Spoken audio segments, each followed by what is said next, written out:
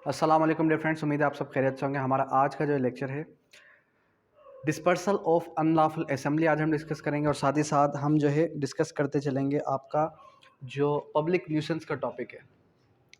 सबसे पहले ये जो हमारे पास अनलॉफुल असेंबली है, ये कब किन किन कंडीशन में या फिर कौन कौन जो है डिस्पर्स कर सकता है, डिस्पर्सल इसकी कौन करेगा। इसका रेलेवेंट प्रोविजन सेक्शन नंबर 127 से लेके 132 सीआरपीसी तक है। अगर इसके क्रॉस रेफरेंसेस की हम बात करें तो अगर आप कॉन्स्टिट्यूशन ऑफ पाकिस्तान ओपन करेंगे तो कॉन्स्टिट्यूशन ऑफ पाकिस्तान के अंदर आपको इसका रेफरेंस मिल जाएगा फ्रीडम ऑफ असेंबली के नाम से, फ्रीडम ऑफ असेंबली के नाम से। फिर उसके बाद उसके अलावा अगर हम किसी और क्रॉस रेफरेंस की बात करेंगे तो हमारे पास एक और क्रॉस रेफरेंस भी मौजूद है जो कि हमारे पास 144 पीपीसी। 144 पीपीसी क्या कहता है? 144 पीपीसी ये कहता है कि जब 5 या 5 से ज़्यादा लोग इकट्ठे होते हैं जिनका कॉमन ऑब्जेक्ट सेम हो। क्या सेम हो? Common object. अब कॉमन ऑब्जेक्ट किन किन कंडीशन में सेम होगा? सबसे पहली चीज़ कि वो कार्य सरकार में मुदाखलत करें, ठीक है। सेकेंडली कि वो जो है किसी पब्लिक ऑफिसर को किसी काम करने से रोकें। थर्डली कि वो किसी पब्लिक ऑफिसर को किसी काम करने पर मजबूर करें, ठीक है। ये 3 से 4 कंडीशन है जो कि हम 144, 141 अनलॉफुल असेंबली में काउंट कर सकते हैं, ठीक है। इसके लिए याद रखें 5 और मोर देन 5। और लॉफुल असेंबली भी कन्वर्ट हो सकती है अनलॉफुल असेंबली में। अब लॉफुल असेंबली कब अनलॉफुल असेंबली में कन्वर्ट होगी या कब वो डिक्लेयर होगी एज एन अनलॉफुल असेंबली? तो जब एक कोई भी असेंबली है, जैसे कि मैंने फ्रीडम ऑफ असेंबली का बताया आपको कि राइट है हर सिटीजन का कि वो अपना एक गिरोह बना सकता है, ठीक है, लेकिन लॉफुल हो। जब वो अनलॉफुल डिक्लेयर हो जाएगी तो फिर उसके बाद जो है आपका उसके ऊपर 141 एप्लीकेबल हो जाएगा। फिर उसको डिस्पर्स कैसे किया जाएगा, उसको ख़त्म कैसे किया जाएगा? देखें, पीपीसी के अंदर मैंने आपको क्या पढ़ाया था कि अनलॉफुल असेंबली होती क्या है, ठीक है, अनलॉफुल असेंबली के इंग्रेडिएंट्स क्या क्या हैं। लेकिन अब हम सीआरपीसी पढ़ रहे हैं। सीआरपीसी कंप्लीटली क्या है? प्रोसीजरल लॉ है। इसके अंदर हम क्या पढ़ेंगे? इसके अंदर हम ये पढ़ेंगे कि वो डिस्पर्स कौन करेगा। पुलिस करेगी। अगर पुलिस से नहीं होती फिर कौन करेगा? फिर जो है पुलिस सिविल पर्सन से भी हेल्प ले सकती है। अब सबसे पहले यहाँ पर हमें देखने को ये मिलेगा कि सबसे पहले तो है हमारे पास पुलिस। पुलिस क्या करेगी? पुलिस जो है कोशिश करेगी, जो भी उसके पास पुलिस स्टेशन में लोग हैं, पुलिस स्टेशन के अंदर जितने भी लोग हैं वो कोशिश करेंगे कि वो अनलॉफुल असेंबली को डिस्पर्स कर लें। अगर तो वो डिस्पर्स नहीं कर पाते फिर वो किसकी हेल्प लेंगे? वो लेंगे आपकी सिविल फोर्स की। अब ये सिविल फोर्स क्या है? सिविल फोर्स का मतलब ये आम लोग जो है हमारे पास, इन लोगों की मदद लेंगे कि ये अनलॉफुल असेंबली को क्या करें? डिस्पर्स करने की कोशिश करें। अगर तो सिविल फोर्स से भी ये काम नहीं होता फिर जो है एक ASP, assistant superintendent of police, वो जो है एक डायरेक्शन देगा किसको? मिलिट्री फोर्स को, कि वो आके इनको जो है इसको डिस्पर्स करे अनलॉफुल असेंबली को। या फिर डायरेक्टली मिलिट्री फोर्स वो क्या करेगी? वो डिस्पर्स करने की इसको कोशिश करेगी। अब ये जो मिलिट्री फोर्स है, इस मिलिट्री फोर्स कोई भी अगर एक्ट अपॉन करेगी तो वो with the order, with the permission of magistrate करेगी उस इलाके के अंदर। सेकेंड थिंग इज डेट कि वो जो भी परफॉर्मेंस देगी वो भी with the permission of, with the order of magistrate ही करेगी, ठीक है। अब यहाँ पर लास्ट फिर सेक्शन जो हम पढ़ेंगे 132 का, तो यहाँ पर हमें इंडेमनिटी मिल जाती है। क्या वर्ड मिल जाता है? इंडेमनिटी। इंडेमनिटी मतलब कि रियायत, कानूनी रियायत। अब देखिए, इस पूरे के पूरे प्रोसीजर के अंदर जितने भी लोग हैं या फिर मजिस्ट्रेट हैं, जजेस हैं इनको इंडेमनिटी हासिल है, रियायत हासिल है कानूनी, कि वो जाहिर सी बात है ना। अब देखें, ये जब आपका एक फोर्स, मिलिट्री इन्वॉल्व हो रही है, पुलिस इन्वॉल्व हो रही है, पब्लिक फोर्स इन्वॉल्व हो रही है, तो वहाँ पर रेजिस्टेंस का भी खदशा है। ठीक है, लोग रेजिस्ट भी करेंगे, ठीक है, लोगों को चोटें भी आएंगी, लोगों को जो है खून बहेगा लोगों का। तो यहाँ पर जो भी लोगों का खून बहा या फिर जिन भी लोगों को चोटें वगैरह आई, तो पुलिस को या फिर मजिस्ट्रेट्स को, इन सब को क्या है, इंडेमनिटी हासिल है। हालांकि ये इंडेमनिटी होनी नहीं चाहिए, लेकिन फिर भी इंडेमनिटी हासिल है। अब देखें, ये जो कानून है आपका, मैं फिर भी आपको वही कह रहा हूँ, लास्ट टाइम भी कहा था कि हमारा जो है कानून है 1898 का बना हुआ है, और इसके अंदर आपको कई किस्म के लूप होल्स मिलेंगे। आज जो मैं ये बातें कर रहा हूँ, हो सकता है आपको कुछ बातें मेरी अच्छी भी लगें, लेकिन कल जब आप खुद मजिस्ट्रेट की सीट पर बैठेंगे तब आप कहेंगे कि सर ये बात बहुत गलत कर रहे थे। वो क्या बात है? वो बात सिंपली इतनी है कि जो जजेस हैं उनको किस तरीके से इंडेमनिफाई किया जा रहा है, उसको किस तरीके से आप जो है रियायत दे रहे हैं कि वो चाहे कुछ भी करें, वो किसी को भी चोट पहुँचाएं, अगर उनका कोई बायसनेस का मामला है तब भी वो जाके किसी को तकलीफ़ दें, तो भी वो क्या है, इंडेमनिटी हासिल है उनको। अब आप PLD 2021 जस्टिस फाइज ईज़ा का केस उठा के देख लें, वहाँ पर क्या मिलेगा? वहाँ पर आपको इस केस के अंदर भी ये मिलेगा कि जस्टिस फाइज ईसा या फिर कोई भी जस्टिस अपनी वाइफ के जितने भी आर्टिकल्स हैं, उसके जितने भी प्रॉपर्टीज़ हैं, उनका कोई रिस्पॉन्सिबल नहीं है। ओ भाई, मुझे ये बताएं आप कि एक जस्टिस या एक जज वो अपनी वाइफ के, उसकी वाइफ के जितने भी प्रॉपर्टी, वो उसका रिस्पॉन्सिबल क्यों तो नहीं है? क्या या तो वो पहले से खुद प्रॉपर्टी होल्डर थी? नहीं। ये प्रॉपर्टी फिर आई कहाँ से?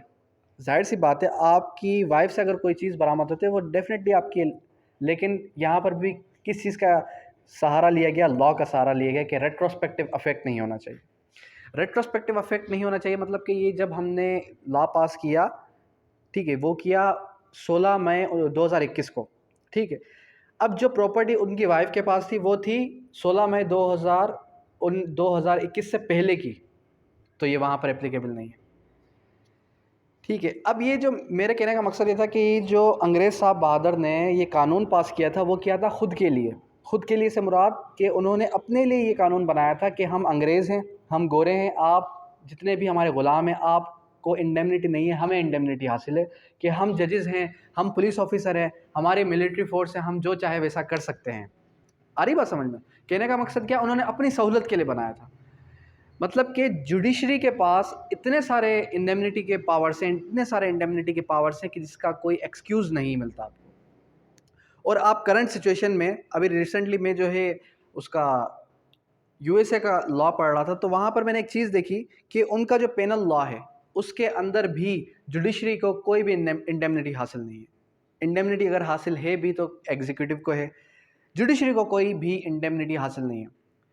एक केस आपके सामने आया होगा, हो सकता है आपने देखा हो कि एक जो जज थी उसने सिर्फ और सिर्फ अपनी भाई की सहूलत के लिए क्या किया, किसी से कॉल करवाई कि भाई आप जो है इसको जॉब पर रख लें, या फिर ये किया कि वो जो उसके पास काम करती थी उसको कोई धमकी वगैरह दी, तो उसको कोर्ट के अंदर घसीटा गया हथकड़ियों के साथ, हैंडकफ्स के साथ, एक जज को, एक जज लेडी को। तो देखिए, वहाँ के कानून में और यहाँ के कानून में उन्होंने कितनी चेंजिंग ले आया। वो अगर वो चाहते तो वो भी तो 1898 का कानून ही चला सकते थे अभी तक, लेकिन नहीं, वो हर साल, हर महीने, हर दूसरे महीने उनके लॉज के अंदर आपको कोई ना कोई अमेंडमेंट मिल रही होगी। लेकिन करंटली क्या है, करंटली हमारे जो जुडिशल स्ट्रक्चर है उसके बारे में ज़्यादा बात नहीं करूँगा क्योंकि लॉ से अटैच्ड हूँ। तो खैर, कहने का मेरा मकसद क्या है कि ये जो हमारे पास जितने भी ऑफिसर्स हैं इन सबको इंडेमनिटी हासिल है। अब हम आते हैं हमारे आज के टॉपिक की तरफ। सेक्शन 127 क्या कहता है? Assembly to disperse on command of magistrate और पुलिस ऑफिसर। कह रहा है कि any police officer of a police station. यहाँ पर बात किस चीज़ की गई? पुलिस स्टेशन की बात की गई कि जो भी पुलिस ऑफिसर पुलिस स्टेशन में होगा, मे कमांड एनी अनलॉफुल असेंबली और एनी असेंबली 5 और मोर पर्सनस। फिर वही बात आ गई कि 5 या 5 से ज़्यादा लोग जब अनलॉफुल असेंबली क्रिएट करते हैं तो फिर उनको डिस्पर्स करने के लिए पुलिस ऑफिसर क्या करेगा? पुलिस स्टेशन के अंदर जितने भी लोग हैं उनको इकट्ठा करेगा और कहेगा कि इस असेंबली को डिस्पर्स किया जाए। अगर तो ये नहीं होती, फिर जो है सेकंड स्टेप क्या आ जाता है 128 का। ये क्या है 127 128 का प्रोसीजर, 128 में ये है कि अगर पुलिस से ये काम नहीं बनता तो फिर पुलिस किसकी हेल्प लेगी? सिविल फोर्सेस की।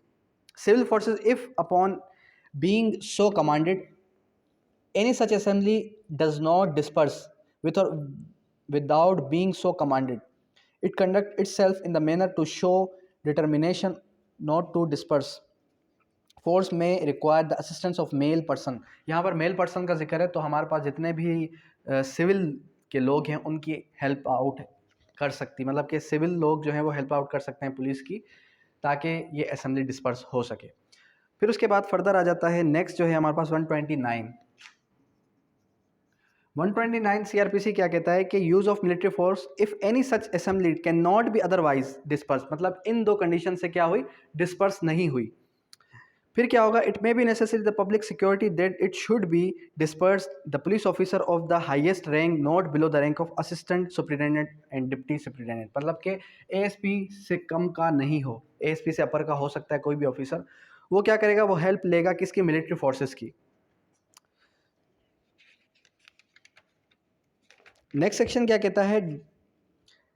Duty of officer commanding troops required by magistrate to disperse assembly. तो जो भी ऑफिसर ट्रूप्स हैं, जो हमारे पास जितने भी 17 ग्रेड का ऑफिसर है, जैसे कि हमारे पास सेकंड लेफ्टिनेंट होता है, लेफ्टिनेंट होता है, तो वो अगर कोई भी एक्ट अपॉन करेगा तो वो with the permission of magistrate करेगा। ठीक है। When the police officer of the highest rank not the below the rank of assistant deputy superintendent of police determines the disperse of any such assembly armed forces, he made require any officer command of any group or persons belonging to the armed forces to disperse the assembly with the help of the armed forces under the command and to arrest and confine such persons, मतलब कि उनको confine भी किया जा सकता है, उनको arrest भी किया जा सकता है अगर तो वो ज़्यादा resistance show कर रहे हैं। उसके बाद power to commission military officer to disperse assembly. अब यहाँ पर 131 के अंदर क्या पावर है? 130 और फिर 131 कुछ पावर्स हैं। किसके पास पावर्स हैं? Power of military. मिलिट्री को कुछ इख्तियारात दे दिए गए कि फॉर एग्जांपल अगर तो मजिस्ट्रेट प्रेजेंट नहीं है, मजिस्ट्रेट अपनी सीट पर बैठा हुआ नहीं है, तो मिलिट्री खुद से क्या कर सकती है? खुद से कोई भी एक्ट अपॉन कर सकती है और मिलिट्री जो है वो उनको अरेस्ट वगैरह भी कर सकती है और उस असेंबली को डिस्पर्स कर देगी। लेकिन उसके दरमियान ही अगर तो कोई मजिस्ट्रेट आ गया, मतलब कि जो भी एक्टिंग मजिस्ट्रेट था वो प्रेजेंट हो गया, तो फिर वो फ़ौरन ही उसको इत्ला देंगे। उसके बाद जो आज का मोस्ट इंपॉर्टेंट सेक्शन 132। अब यहाँ पर 132 जो है वो किस चीज़ की बात करता है? वो बात करता है इंडेमनिटी की, कि इन प्रोटेक्शन, या फिर आप इसको इंडेमनिटी भी कह सकते हैं, कि रियायत हासिल है इन सब लोगों को कि अगर किसी को चोट लग जाती है, कोई शख्स गिर जाता है, मर जाता है, बेहोश हो जाता है, तो फिर इसके लिए कोई ये लोग रिस्पॉन्सिबल नहीं होंगे। ठीक है, तो ये था हमारा आज का फर्स्ट टॉपिक। सेकंड टॉपिक क्या है हमारा आज का? वो है पब्लिक न्यूसेंस। अब ये पब्लिक न्यूसेंस होता कब कब है और पब्लिक न्यूसेंस क्रिएट कैसे होता है, और पब्लिक न्यूसेंस को ख़त्म करने के लिए आप कौन कौन से स्टेप्स वगैरह ले सकते हैं। सबसे पहले तो आप सबको पता है कि आप सब क्या हैं? एडवोकेट्स हैं। एडवोकेट्स हैं तो आपके इलाके में, आपके गली के अंदर लोगों को पता कैसे चलेगा कि आप क्या हैं? आप एडवोकेट हैं।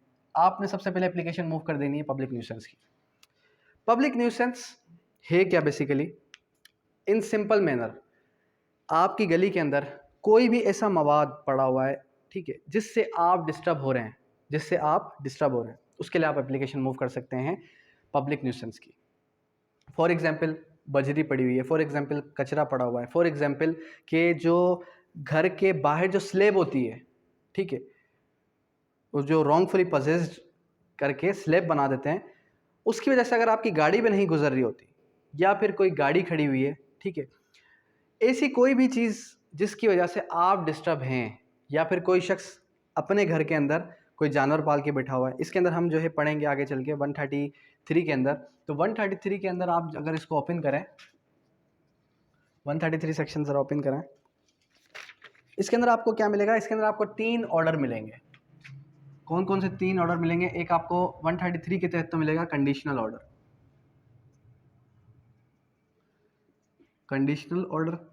फिर उसके बाद सेकंड ऑर्डर आपको मिलेगा कौन सा? एक मिलेगा आपको अर्जेंट ऑर्डर, और एक आपको मिलेगा एब्सोल्यूट ऑर्डर।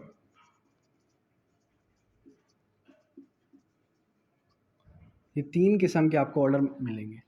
अब कंडीशनल ऑर्डर किस तरीके से होगा? कंडीशनल ऑर्डर तो इस तरीके से होगा कि आप, जाहिर सी बात है, अगर आप जो है अपने मोहल्ले के वालों के ख़िलाफ़, किसी भी एक पर्टिकुलर पर्सन के ख़िलाफ़ क्या करते हैं, एक जो है एप्लीकेशन मूव करते हैं 133 की।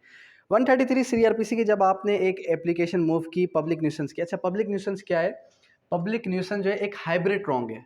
हाइब्रिड रॉन्ग किस तरीके से कि ये आपको सिविल के अंदर भी मिलेगा, ये आपको क्रिमिनल के अंदर भी मिलेगा, और इसका क्रॉस रेफरेंस पीपीसी के अंदर भी है, और इसका क्रॉस रेफरेंस आपका लॉ ऑफ टॉर्ट्स के अंदर भी है, ठीक है, सीपीसी के अंदर भी है। तो मतलब कि ये क्या है? ये एक हाइब्रिड रॉन्ग है। हाइब्रिड रॉन्ग हम उसको कहते हैं कि जो एक से ज़्यादा कानून के अंदर मौजूद हो, लेकिन जो सीपीसी है उसका प्रोसीजर थोड़ा लेंदी है, तो इस वजह से हम नॉर्मली एप्लीकेशन मूव करते हैं 133 की सीआरपीसी के तहत। चलें, तो अब मैं क्या बता रहा था आपको कि एक कंडीशनल ऑर्डर क्या होता है कि आपने किसी के खिलाफ क्या किया, आपने किसी भी शख्स के खिलाफ एक एप्लीकेशन मूव कर दी। जब आप एक पर्टिकुलर शख्स के खिलाफ एप्लीकेशन मूव करेंगे तो जाहिर सी बात है, कोर्ट क्या करेगी? कोर्ट उसको कहेगी कि आप शो काज दें। क्या दें? शो काज दें। या तो आप वजह बताएं कि आप किस वजह से ये पर्टिकुलर चीज़ यहाँ पर रख के बैठे हुए हैं, ठीक है। अब वो कहता है कि जो मैंने स्लेब बनाई हुई है, इसका मेरे पास क्या है, मेरे पास पूरा नक्शा मौजूद है, जिसकी वजह से ये स्लेब जो है ये लीगल है, ठीक है। सेकंड थिंग इज़ दैट कि अगर तो वो जवाब नहीं देता, शोकास का जवाब नहीं देता, तो क्या हो जाएगा, ये जो उसका कंडीशनल ऑर्डर है वो कन्वर्ट हो जाएगा किसके अंदर? एब्सोल्यूट ऑर्डर के अंदर। अंडरस्टैंड? तो मतलब एब्सोल्यूट ऑर्डर कब होगा? जब कंडीशनल ऑर्डर का उसने जवाब नहीं दिया। ये जवाब दिया, अगर जवाब देगा तो जाहिर सी बात है जूरी क्लेम करेगा। वो कैसे करेगा वो मैं आपको आगे चल के बताता हूँ। फिर उसके बाद सेकंड आ जाता है अर्जेंट ऑर्डर। अब ये अर्जेंट ऑर्डर क्या है? अर्जेंट ऑर्डर के लिए आप इसका रेलेवेंट प्रोविजन याद रखें, 144 सीआरपीसी। 144 दफ़ा 144 नाफिज हो गई है, दफ़ा 144 नाफिज हो गई है। ये एक एग्जीक्यूटिव पावर है। क्या है ये? एक एग्जीक्यूटिव पावर है, और एग्जीक्यूटिव पावर भी आपको सीआरपीसी के अंदर मिलती है। और भाई कर क्या रहे हैं आप किस तरीके से जो है लॉ की लेजिस्लेशन कर रहे हैं, मुझे तो समझ में नहीं आ रही। आपको भी समझ नहीं आएगी आने वाले 1-2 सालों बाद, जब आप की अच्छे से अच्छी लॉ पे ग्रिप हो जाएगी। कहने का मकसद सिंपल इतना है कि ये लॉ है, इसके अंदर आपने जुडिशरी के पावर्स भी हैं, साथ ही साथ एग्जीक्यूटिव के पावर्स भी हैं। एग्जीक्यूटिव के पावर्स को निकाल देना चाहिए था। इंडियंस ने क्या किया? इंडियन लेजिस्लेचर ने, इंडियंस ने जो हमारी सीआरपीसी थी इसके अंदर अमेंडमेंट कर दी। अमेंडमेंट किस तरीके से? उनके पास अभी 1898 क्या सीआरपीसी नहीं है, उनके पास अभी जो सीआरपीसी है वो 1963 या 73 की सीआरपीसी है, 1963 या 73। तो वो जब मैं एक दफ़ा रीड आउट कर रहा था, उसके अंदर मुझे एक भी एग्जीक्यूटिव ऑर्डर नज़र नहीं आया, क्योंकि उन्होंने अमेंड करके नया लॉ लेके आ गए मार्केट के अंदर। वो एक अपना नया लॉ लेके आ गए, इंट्रोड्यूस करवाया उन्होंने, that this is our CrPC. हम अभी तक ब्रिटिशर्स को ही फॉलो करते हुए आ रहे हैं। तो खैर, ये आपको कंडीशनल ऑर्डर और एब्सोल्यूट ऑर्डर में फ़र्क समझ में आ गया। बाकी रह गया ये जो अर्जेंट ऑर्डर, ये इंशाल्लाह नेक्स्ट लेक्चर के अंदर मैं आपको डिटेल में समझाऊंगा। अब ये यहाँ पर 133 कहता क्या है? 133 तो सिंपली हमें ये कहता है, सबसे पहले ये बताएगा कि पब्लिक न्यूसेंस होता किस किस ज़ुमरे में है। फिर उसके बाद वो ये बताएगा कि ऑर्डर कौन कौन से किस किस ज़ुमरे में किए जाएंगे। सबसे पहले कह रहा है when ever a magistrate of the first class. मतलब पहली बात तो यहाँ पर ये क्लियर हुई कि जो एप्लीकेशन मूव होगी वो किसको होगी? मजिस्ट्रेट को, मजिस्ट्रेट ऑफ फर्स्ट क्लास, ठीक है। मजिस्ट्रेट ऑफ फर्स्ट क्लास को एप्लीकेशन मूव होगी on receiving the police report और other information evidence, taking evidence if any and he thinks fit that any unlawful obstruction and nuisance should be removed from any way, river और canal, ठीक है, which is way may be lawfully use in the public और from any public place. मतलब कि अगर तो उसको लगता है कि ये पर्टिकुलर चीज़ यहाँ से रिमूव कर देनी चाहिए, तो वो ऑर्डर करेगा कि यहाँ से आप रिमूव कर दें। That the conduct of any trade occupation. अब किसी ने कोई ऐसा ट्रेड और ऑक्यूपेशन अपनाया हुआ है, फॉर एग्जांपल यहाँ पर एक रेजिडेंशियल एरिया है, इस रेजिडेंशियल एरिया के अंदर कोई शख्स क्या करता है, यहाँ पर एक स्कूल वगैरह ओपन कर लेता है। स्कूल वगैरह ओपन होने की वजह से चिंचियाँ खड़ी होती हैं, जाहिर सी बात है बाइक्स खड़ी होंगी, शोर और गुल होगा बच्चों का, जो हमारे इलाके वाले हैं वो डिस्टर्ब होंगे, ठीक है। तो कई किस्म की ऐसी जो है न्यूसेंस क्रिएट हो सकती है। अच्छा भाई, ये मुझे याद आ गया, स्कूल की एग्जांपल याद आ गई। सामने भी एक स्कूल है, उसके खिलाफ भी एक एप्लीकेशन मूव करते हैं हम। तो फिर आप देखिएगा कि किस तरीके से वो कुछ दिनों के बाद वो जो है मुझसे ख़ुद कांटेक्ट करेंगे। पहले तो अगर आप ये एप्लीकेशन मूव करें तो आपकी टीम होनी चाहिए, एक लीगल टीम होनी चाहिए जिसके अंदर आपके पास 3 से 4 वकील हों, ताकि जब आप उनसे बात करने जाएँ तो पीछे आपके कोई ना कोई खड़ा हो, ठीक है। तो खैर उसके बाद क्या जाता है, that the obstruction of any building और डिस्पोजल ऑफ सब्सटेंस, मतलब कि कोई सी बिल्डिंग तामीर हो रही है, कोई भी ऐसा घर वगैरह तामीर हो रहा है जिसकी वजह से आपको तकलीफ़ हो रही है, आपकी ज़ात को तकलीफ़ हो रही है, तो वो भी पब्लिक न्यूसेंस के ज़ुमरे में आएगा। उसके बाद क्या हो रहा है, उसके बाद जो है that any tank well excavation, कोई भी खुदाई वगैरह का काम हो रहा है, कोई भी किसी किस्म का ऐसा काम हो रहा है जिसकी वजह से यहाँ पर जो है एक ऑब्स्टिकल्स रखे होने चाहिए थे और वो ऑब्स्टिकल्स वगैरह यूज़ नहीं हो रहे। फिर उसके बाद that any dangerous animal should be obstruct otherwise disposed of. अब इसका मतलब क्या है कि किसी ने अपने घर के अंदर कोई एनिमल पाला हुआ है, ऐसा एनिमल जो क्या कर सकता है, जिसकी वजह से आपको स्मेल वगैरह फील होती है, जिसकी वजह से आपको खौफ व हिरास है कि कभी भी मेरे बच्चे को काट के जा सकता है, किसी भी किस्म का एक ऐसा पर्टिकुलर एनिमल है, तो वो एनिमल के ख़िलाफ़ आप क्या कर सकते हैं, उस एनिमल के ख़िलाफ़ भी आप एप्लीकेशन मूव कर सकते हैं, ठीक है। उसके बाद क्या होता है, उसके बाद जो हमारे पास नेक्स्ट आ जाती है, कोई भी ट्री है, ठीक है, या फिर कोई भी ऐसी चीज़ है, तो आप उसके खिलाफ 133 की एप्लीकेशन मूव ऑन कर सकते हैं। नेक्स्ट आ जाता है हमारे पास कि सच मजिस्ट्रेट में मेक, अब ये क्या है, ये हमारे पास डिस्क्रेशन ऑफ द मजिस्ट्रेट की पावर्स है। Conditional order requiring the person causing such obstruction or nuisance and carrying on such trade, occupation and keeping any such goods and machineries and owing possession of controlling building tent. मतलब कहने का मकसद simple इतना है कि magistrate चाहे तो वो कंडीशनल ऑर्डर पास कर सकता है कि आप वजह बताएं, आपने ये चीज़ ये पर्टिकुलर प्लेस पे क्यों रखी हुई है, क्या तो रीज़न है कि जिसकी वजह से आपने ये चीज़ रखी हुई है, ठीक है। अगर वो रीज़न नहीं बताता, वो आपका जो कंडीशनल ऑर्डर है वो कन्वर्ट हो जाएगा किसके अंदर, ये कन्वर्ट हो जाएगा आपका एब्सोल्यूट ऑर्डर के अंदर। नेक्स्ट में आ जाता है तो रिमूव सच ऑब्स्ट्रक्शन और न्यूसेंस, तो वो क्या करेगा, वो ऑर्डर करेगा कि आप जो है इस न्यूसेंस को रिमूव आउट करें। फिर उसके बाद to desist from the carrying on and remove or regulate in such manner as may be directed, या क्या कर सकता है कि वो जो है उसको ये डायरेक्शन दे सकता है कि आप इसको रिमूव करें, किसी और जगह पे शिफ्ट वगैरह कर लें। फिर टू रिमूव द गुड्स और mechanics and regulate keeping thereof in such manner as may be directed, या फिर उसको रिमूव करें उन गुड्स वगैरह को और फिर किसी और जगह पे रख सकता है। फिर उसके बाद to prevent and stop electrons और remove repair support such building tent और स्ट्रक्चर, और जो वो प्रिवेंट कर सकता है या फिर रुकवा सकता है कोई भी काम, मतलब कि आपके इलाके के अंदर अगर कोई भी ऐसा काम भी चल रहा है जिसकी वजह से आपको या आपके घर वालों को तकलीफ़ हो रही है। फॉर एग्जांपल जाहिर सी बात है, अब जो है कोई बिल्डिंग तामीर हो रही है, उस बिल्डिंग तामीर होने से आपको ऐसा लगता है कि ये बिल्डिंग तामीर हो रही है, यहाँ पर मज़दूर वगैरह चढ़ते हैं और ये जो है बेपर्दगी होती है किस्म की, और ये लंबे अरसे का कोई काम है, 2-4 साल चलता रहेगा मुसलसल, तो ये भी आप जो है रुकवा सकते हैं। इससे हट के फिर फॉर एग्जांपल कि कोई ऐसा काम हो रहा है कि मिसाल के तौर पे डेली बेसिस पे वहाँ पर कोई ना कोई गाड़ी आ रही है, ये जो ट्रक्स वगैरह होते हैं, लोडिंग हो रही है, अनलोडिंग हो रही है, तो इस किस्म की अगर कोई एक्टिविटी हो रही है तो उसको भी आप रुकवा सकते हैं। उसके बाद ये हो गया आपका ये section complete. Utter the disposal of such substance, तो अटर भी कर सकता है। उसके बाद सेक्शन 134 सेक्शन क्या कहता है, कहता है कि service notification of order, service notification of order. 134 ने सिंपली क्या बात की, 134 ने सिंपली बात की, the order shall if practicable by served by person against whom is made and manner herein provided by service of summons. तो ये किस तरीके से होगा, नोटिफिकेशन जो उसको नोटिस वगैरह सर्व होगा वो बाय समन्स, उसको समन्स इशू किया जाएगा कि वजह बताएं, जो है उसका शोकाज भी इशू किया जा सकता है इसी तरीके से। उसके बाद 135 क्या कहता है, person to whom order is addressed to obey the show cause और क्लेम जूरी। 135 ने क्या बात की, 135 ने ये बात की कि जो उसको डायरेक्शन दी जाएगी, डायरेक्शन किस चीज़ की दी जाएगी कि या तो वो क्या करे, वो शो काज दे, वजह बताए कि किस वजह से, तो उसके खिलाफ कंडीशनल ऑर्डर को एब्सोल्यूट ना किया जाए, फिर या तो वो क्या कर ले, या तो वो ज्यूरी क्लेम कर ले।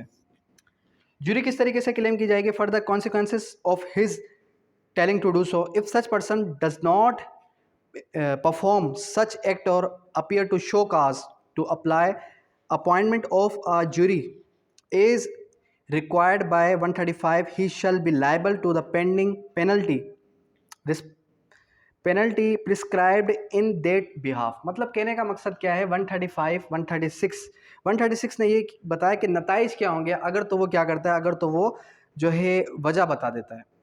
अब जब वो शख्स क्या करता है, वो शख्स जो है अपीयर होता है और शो काज दे देता है 135 के तहत, तो वो लायबल होगा पेनल्टी के लिए। वो वजह बताता है कि भाई मैंने ये चीज़ इस वजह से यहाँ पर तामीर की है, इस वजह से की है, तो वो पेनल्टी क्या होगी? जाहिर सी बात है पेनल्टी सिंपली यही हो सकती है कि उसको ये डायरेक्शन दी जाए कि ठीक है आप ये चीज़ यहाँ से हटवा दें। So very simplest. उसके पेनल्टी का मतलब ये नहीं है कि कोई उसके ऊपर फाइन वगैरह इम्पोज की जाएगी।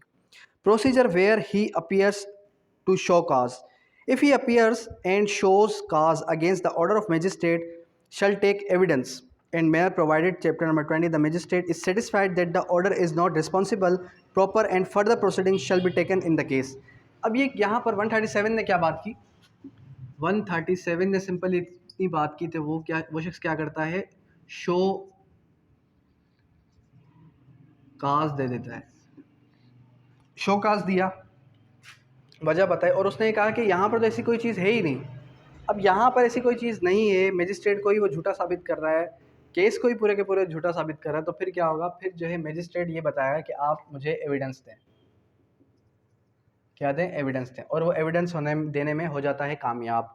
जब वो शख्स एविडेंस देने में कामयाब हो गया, तो जब भी वो शख्स एविडेंस देने में कामयाब हो जाएगा, तो फिर क्या होगा? फिर जो है वो केस ही खारिज हो जाएगा। ठीक है। या फिर मजिस्ट्रेट डायरेक्ट कर सकता है, किसी भी ये जो आपकी लोकल कमीशन अपॉइंट होती है वो उसको भी डायरेक्शन दे सकता है। 138 ने क्या बात की? 138 बात कर रहा है किसकी वजह से? Procedure where he claims jury on receiving an application under 135 he appoints a jury, the magistrate shall forthwith appoint a jury consisting of uneven number of persons not less than 5। अब यहाँ पर uneven कह रहे हैं कि वो शख्स क्या करता है? वो शख्स करता है जूरी क्लेम। जब वो शख्स जूरी क्लेम करेगा तो फिर लोकल कमीशन के तहत पर कुछ लोग जाएंगे उस इलाके के अंदर, और वो क्या करेंगे? वो देखेंगे, सर्च आउट करेंगे कि वाकई में वो शख्स जो है सच बोल रहा है, या फिर जिसने एप्लीकेशन मूव ऑन की है वो शख्स सच्चा है। अब ये जो अनइवन नंबर का जिक्र है, इवन नंबर का मतलब ये या तो वो होंगे 3, या तो वो होंगे 5, या तो वो होंगे 7। और यहाँ पर सिंपली बता दें कि 5 से ज़्यादा होंगे तो 7 के बाद 9 भी हो सकते हैं, इस कैटेगरी के अंदर होंगे। कहने का मकसद मैंने आपको शुरू में क्या बताया कि पब्लिक न्यूसेंस दाखिल कर रहे हैं तो आपके वकीलों के साथ अच्छी जान पहचान हो, अच्छे ताल्लुकात हों, और जो बार है, बार के अंदर जितने भी सदर वगैरह हैं उनके साथ भी अच्छे ताल्लुकात हों, ताकि ये जो ज्यूरी है ये आपके फेवर में रिपोर्ट जमा करवाए। 139 procedure where jury finds magistrate order to be reasonable। 139 where jury finds magistrate order to be valid। ठीक है, वैलिड ही है ना, टू बी रीजनेबल।